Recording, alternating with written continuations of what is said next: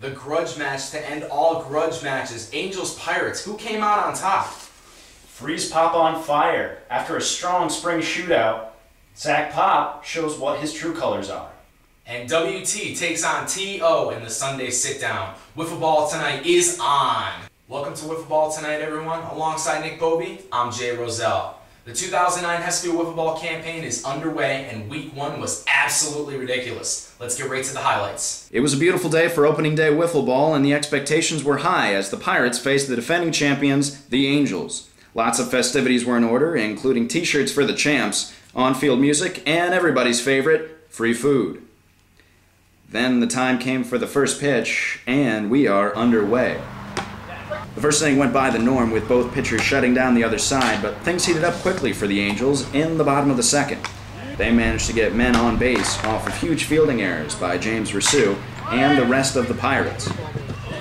Then, with the bases loaded, up stepped Omar Hussein with no outs, and ding-dong, pitch dead. Way out into left field, Omar hits a grand slam for the first-round tripper of the 2009 Hesfield Wiffleball season. The Angels would go on to add 2 more runs before this inning-ending double play off the bat of Josh Cookfair on a liner into right. Nice play by Zach Longo. Things carried on for Josh Longo right where they left off in the spring shootout. He nailed 15 Ks against the Buccos, only giving up 3 hits through a full 6 innings pitched. Meanwhile, for James, inconsistency loomed as he let a 6-run deficit increase by giving up this dead center 2-run bomb to Captain Josh Longo in the 5th inning. 8-0 Angels. When James couldn't keep control anymore, new Pirate Zach Longo took the mound and shut down the Angels efficiently. He showed he was more than capable of resurrecting his pitching career and possibly breaking into the starting rotation. But other than that, it was hard for the Pirates to get anything going. Here Longo finishes his complete game by striking out big-time hitter Dan Charmello, and that's it, and that's all. Final score, Angels 8, Pirates nothing.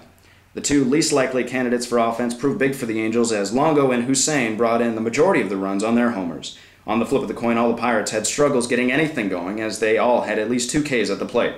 Afterwards, Hussein was asked about his big day. I was just saying, there's a lot of trash talk after the game, or before the game, and we came out here, we knew they were a better team, that's why we talked so much.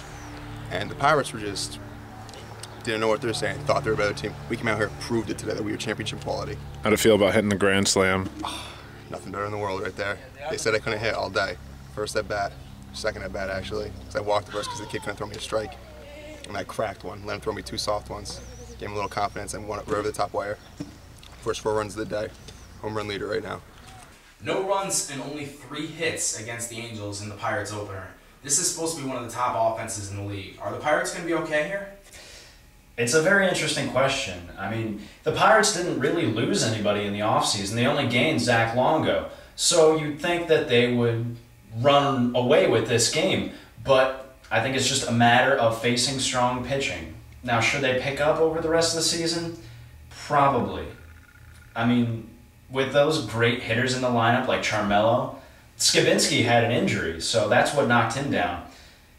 If they can just all get it together, all they need is 1 spark, and they can get it going and have a dynamic season. Now, speaking of strong pitching matchups, Game 2 was a pitcher's duel throughout most of it.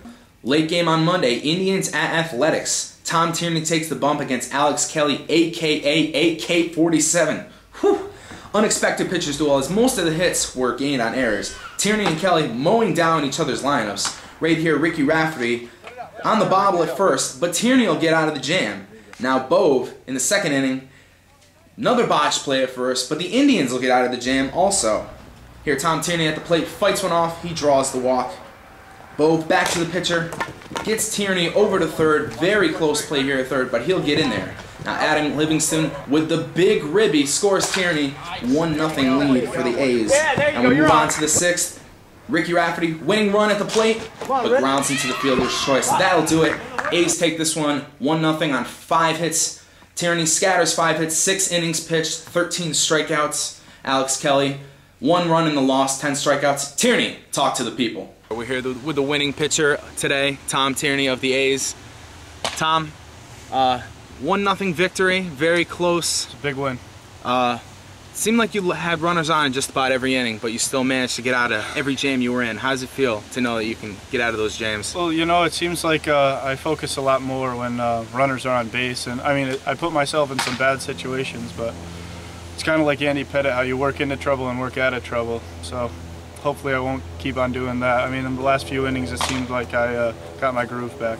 And it seemed like you were mostly going with your fastball today. Over the offseason, particularly at the winter meeting, we saw you throwing a lot of sliders. Is your slider up to par, or is it you're just the fastball? Well, I've been working on my slider a lot, and believe it or not, it's breaking more than it did during the winter meetings and like over the winter. And I'm just having trouble getting some control of it.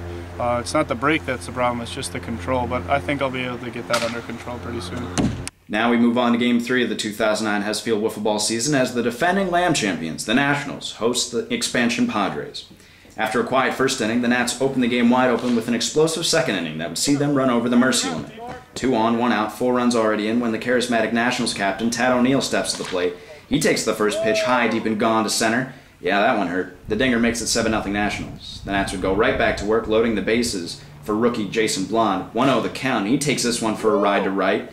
The grand slam makes it 11-0 and mercifully ends the inning for the Padres. Meanwhile, hired hand Greg Fuchs pitched brilliantly for the Nationals for 3 innings before handing the reins to Brett I. Ruin no-hitters Falso for the hold.